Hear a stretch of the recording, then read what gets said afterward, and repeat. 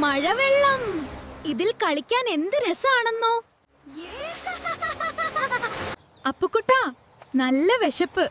നമുക്ക് പോയി എന്തെങ്കിലും കഴിക്കാം. എന്ത് രസമാണ് ഈ അപ്പം. എനിക്ക് ഒരുപാട് ഇഷ്ടപ്പെട്ടു ഈവൂസേ. അതെ അപ്പുക്കുട്ടാ, നല്ല രുചിയുണ്ട്. വയറ് നിറയെ കഴിക്കാം, എന്നിട്ട് നമുക്ക് വീണ്ടും കളിക്കാൻ പോകാം. അയ്യോ,